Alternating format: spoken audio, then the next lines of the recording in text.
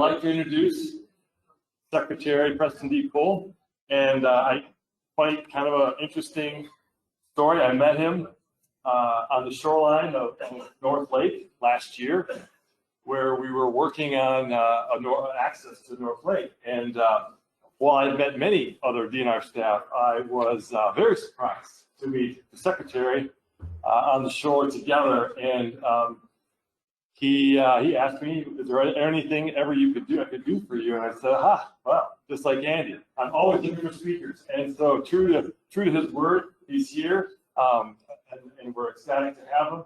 And I really appreciate him taking the time out of his busy schedule and to give his perspective on from the DNR and state for the Fox River watershed. So thank you. All right. You can hold it, or I can set it up on this. You want to hold it and go out front? Nope. Right here. Well, yeah. Okay. Oh, so you have to stand there. Yeah. Okay. Do you want me to do it or not? No. Okay. My man, thank you. All right. As secretary, I often get asked about what are some of the very special places. So you heard from tourism a few minutes ago, and thank you, Mrs. Mordini, and the folks at Visit Wisconsin and our tourism. We just all spent the last 2 days together in Madison talking about, hey, Andy, talking about tourism and the impact of tourism in the state of Wisconsin. And so today's conversation from the DNR secretary will talk about the relationship that we have with the folks and the folks who work on the Fox. I'll draw some parallels in terms of the research that goes on, some parallels in new technology. Moreover, you'll hear me talk about this economy around clean water, fresh water, ecosystems that are free from emerging contaminants, and what we have to do to maintain this $18 billion industry in outdoor recreation.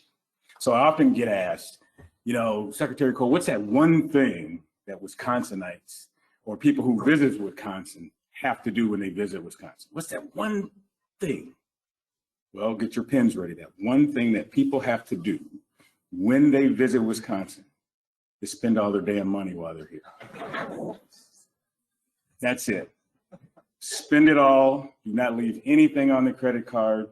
And quite frankly, they drive a lot of business here in the state of Wisconsin, and certainly during the pandemic. And I'll talk about some of the statistics and how much money went to these direct marketing organizations.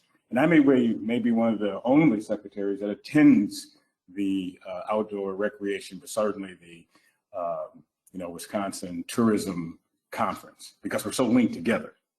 These ecosystems that you folks are working on are our joy and pride. And people come from all over the country and all over the world to see them. And so that's what you are. You are our, at the DNR, you're our emissaries of goodwill. There are folks who do the legwork and partnerships and stakeholder groups that we couldn't do the work that we do. So I know there's some DNR people in the room. Where are they? Travis, are you still here? Travis, these are the people that I work for. And so Travis is responsible for the area between Lake Michigan and the Mississippi, and certainly we have other waterway folks in the room and the like. These are the folks that, I defend and support, but quite frankly, I work for them. I get government out of their way so that they can create relationships and get money on the ground and structure partnerships and get permitting done and all these types of things that are important for the work we do, and do it quickly and efficiently and fast and thoughtful, and create these long-term relationships that become very important for us as an organization. And so,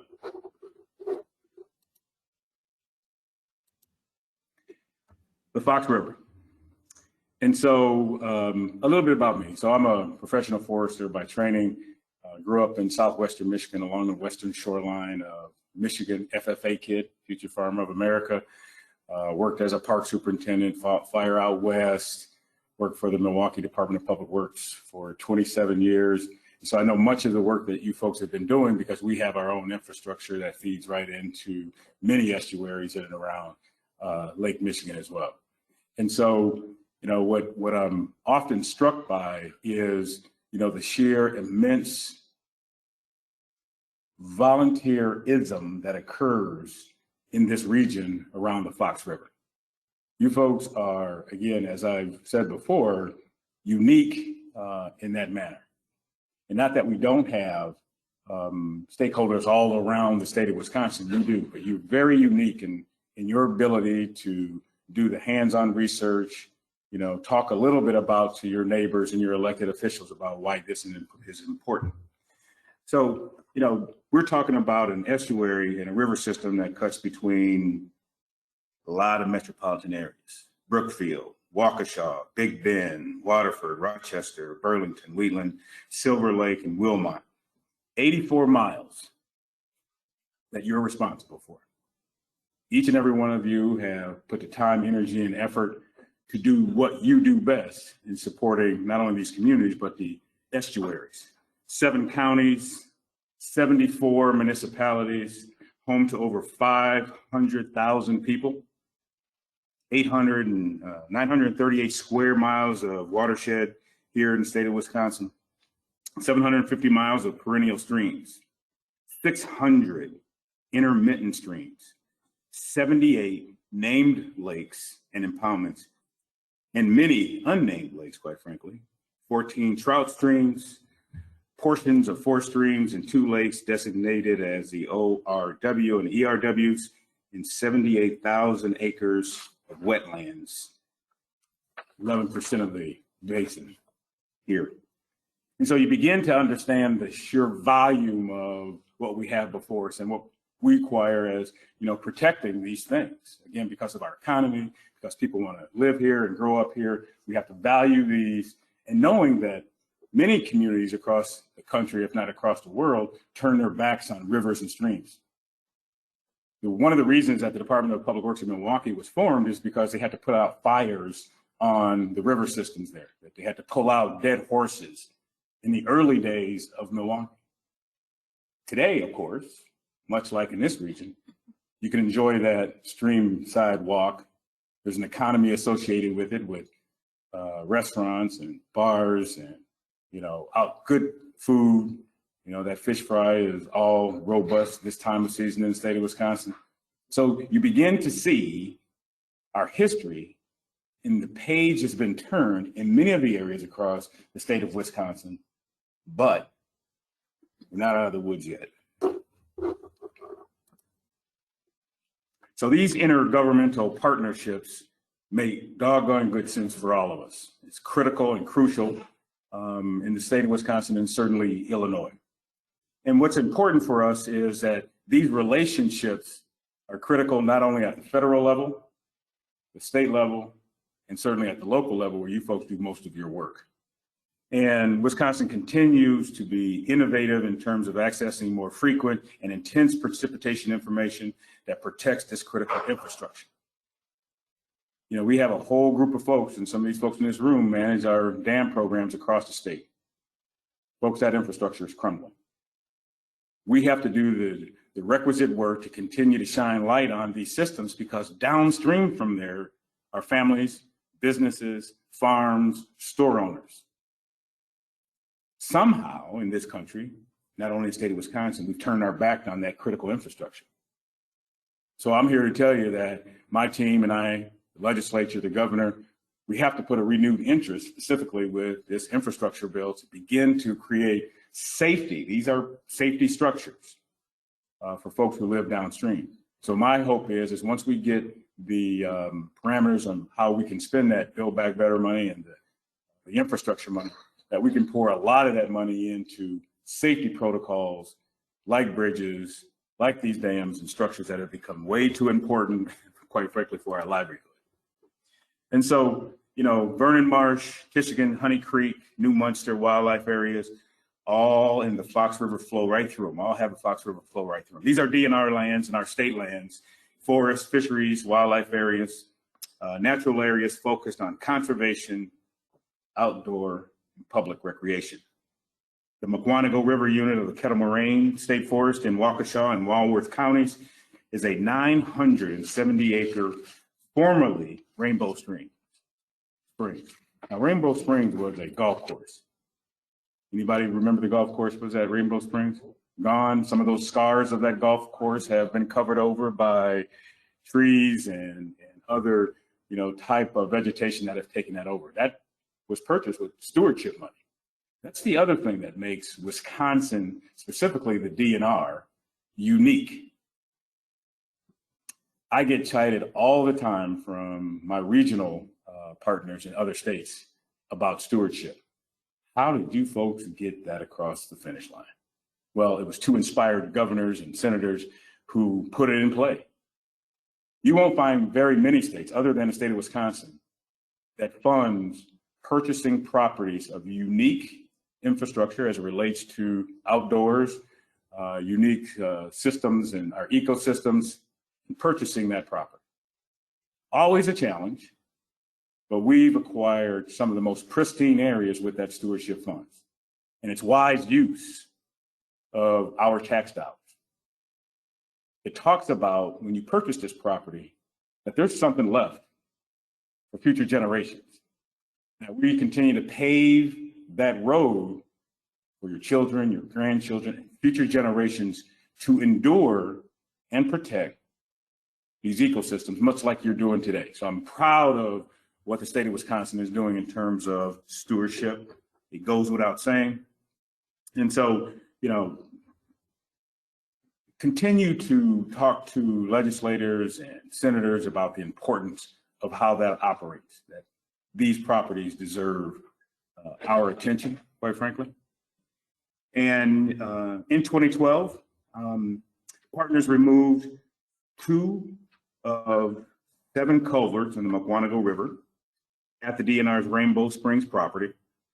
We improved the navigation there, stabilized the banks and streams, much with help in this room, enhanced wildlife and fisheries habitat, protected and enhanced the water quality. Unique to life. Project funding sources was the Southeastern Wisconsin Fox River Commission. Project sponsors, the Kettle Moraine Natural History Association, and the project lead and implementation was by the Department of Fisheries folks. So are folks in this room from the Kettle Moraine History Association, any of you folks in the room? If they're not, when you see them, tell them I said thank you. It becomes important that these partnerships continue to add value, again, to safety, right? All 7 culverts today have been removed.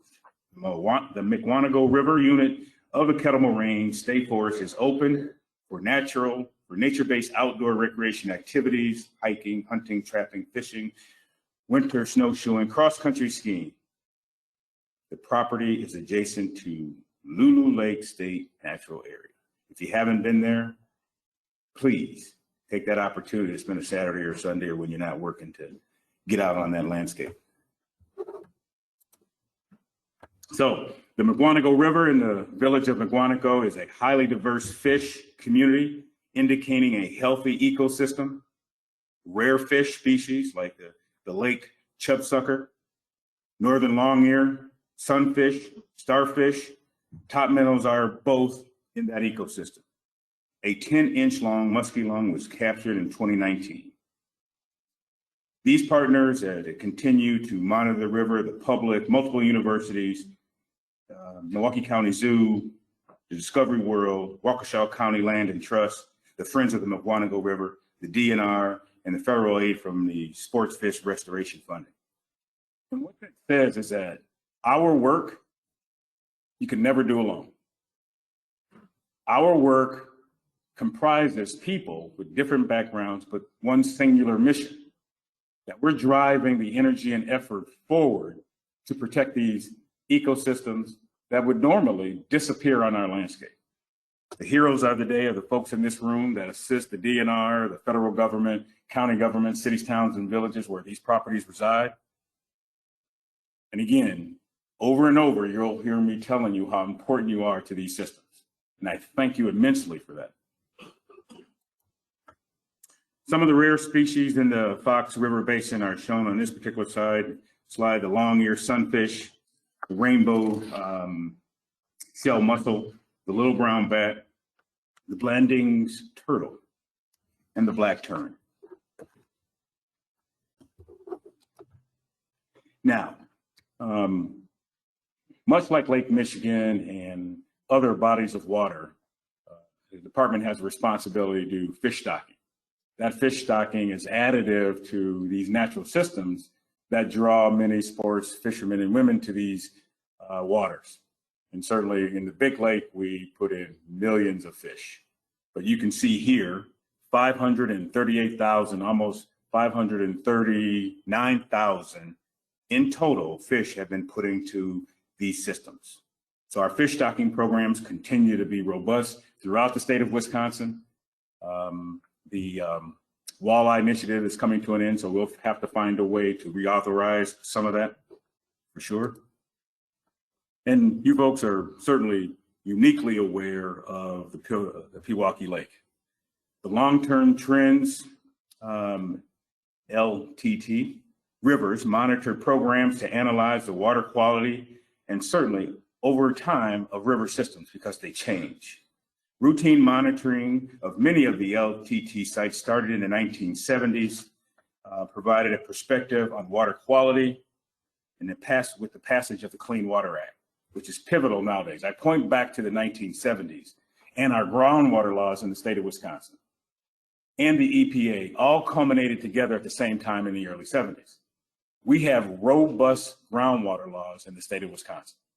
We benefit from water protection because of those groundwater laws that people before us put in play.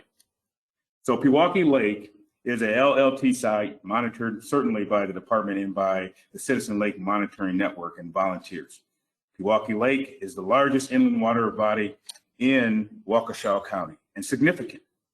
And so these partnerships over time create sustainability. And again, Pewaukee chapter of the Walleyes for Tomorrow, Muskie Club of Wisconsin, and the Wisconsin chapter of Muskies Inc., Southeastern Wisconsin Regional Planning Commission, Lake Pewaukee Sanitary District, who has received multiple surface water grants for its work on Pewaukee Lake. Again, the theme I'm hitting here is that when the department turns around, we see these organizations. And again, I have to be here to tell you that you're doggone important to what we do. We can't do it without you.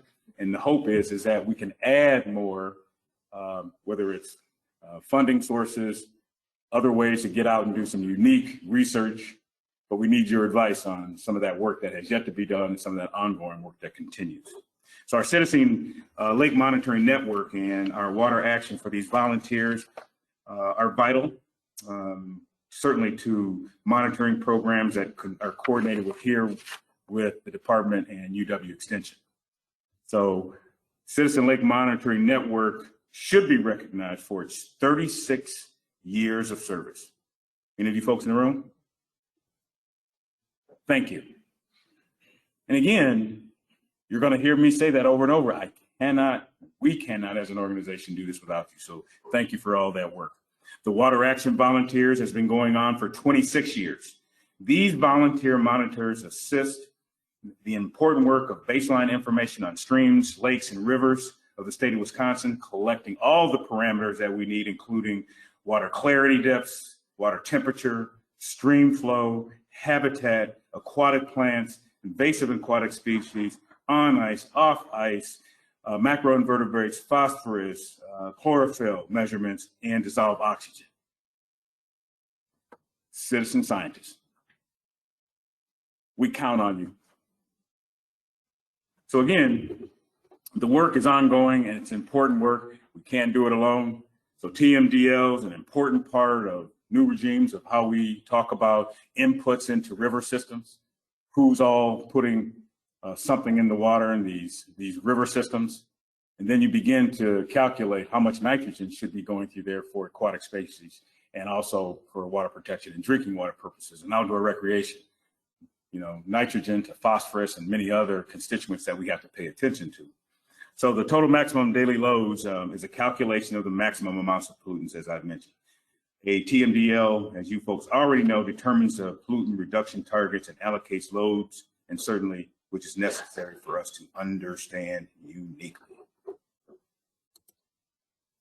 and certainly the Des Plaines Tmdl selection. And this slide shows the TMD study areas on the Fox and the Des Plaines River basins.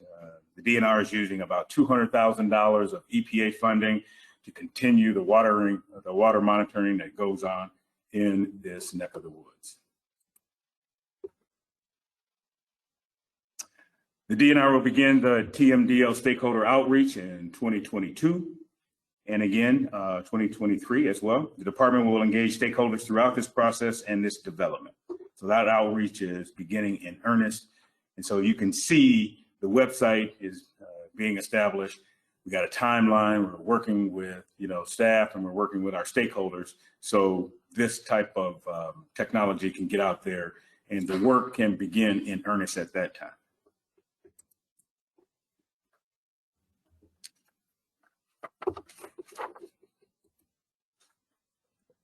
That website, are we live with that website, folks? Not yet? What's your timeline on that? Perfect. Sometime this year. You heard it here first. So, this next generation type of work that we're doing, the USGA is we partner with, both for the Upper Illinois River Basin and nutrients, and talking about, significant problems around these algal blooms. So the previous slide talked a little bit and talked about these critical resources, but you start talking about, new technology and innovative ways to look at depth to bedrock, which advises us what type of water systems we have on the land, what type of fish species, what type of vertebrates and invertebrates, and advises us accordingly how to manage those water systems.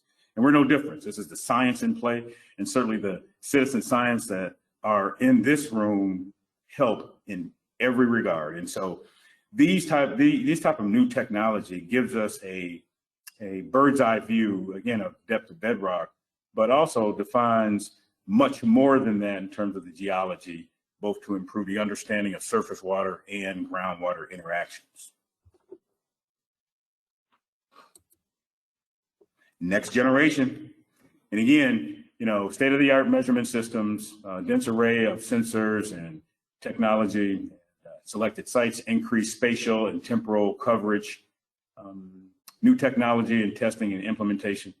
And it helps the natural resources manager. We use new technology in Milwaukee, what I would say Forester, just to identify a unique layer of ash so that we can manage the emerald ash borer, which continues to work its way across this country. So each plant species in LIDAR has a different signature. So we honed in on that signature. While honing in on that signature, we knew that ash were certainly in our river systems, but we also knew the exact addresses of where these ash trees were. And so when you see this new technologies for natural resource managers, it's a game changer. It's a game changer in our approaches to managing some of the most dire issues before us, and it advises us accordingly. So my hope is that folks in the citizen science in this room push the DNR in a way to continue to evaluate and use new technology to make management decisions on the ground and in real time. So looking forward, bright future, clean drinking water for all is certainly the marching orders for the Department of Natural Resources. Mitigating the impacts of climate change, promoting outdoor recreation and enhancing rural prosperity, protecting public health and safety, providing service excellence, dealing with emergency contaminants. And guess what? We did it. After 3 years of work, the Natural Resource Board did approve a PFAS water quality standard in February. And its team, and our team, and its efforts and its thoughtful, thorough development of rule packages that has to go before the legislature to make ultimate changes and standardize much of this work, we're proud to say that while we have a lot of work to do, if you look back to the 70s and where we are now, we've landed in a place that through your relationships with the DNR, our research, our dedicated staff, local officials, corporate Wisconsin, all in an effort to protect the water. And so I'll highlight just one other circumstances. On your table out front, shoreline living. So, who would move here if the water was tainted? Low lake levels, invasive species, PFAS in your drinking water.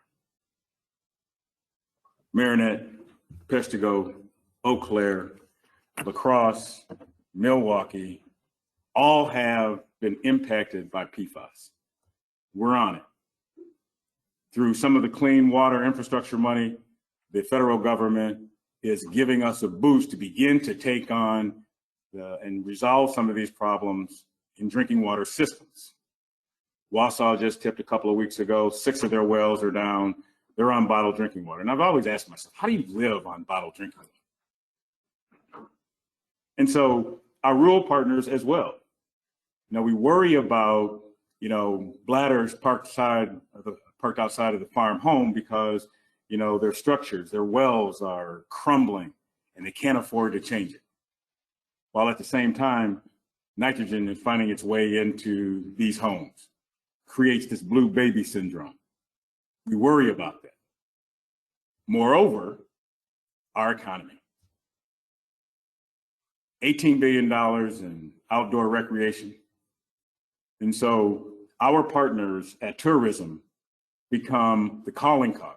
So the Evers administration through the federal government has put well over $140 million into the pockets of grocery store owners, downtown throughout these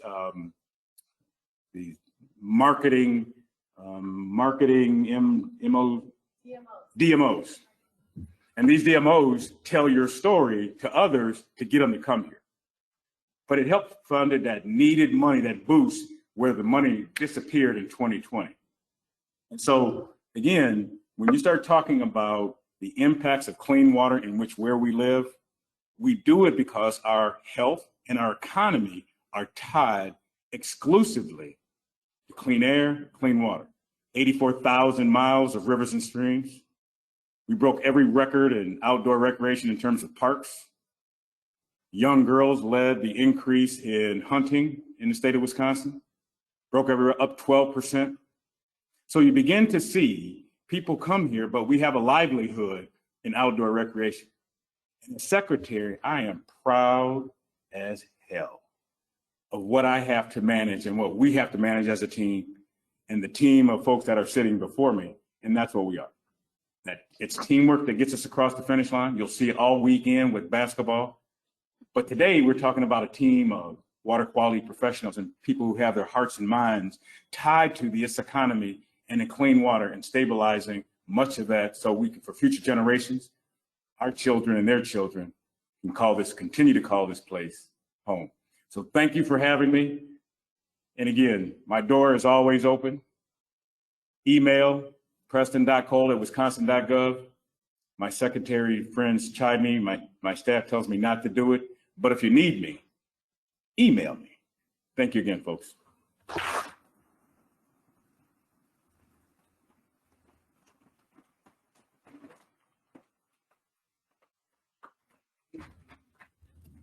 Well, thank you so much,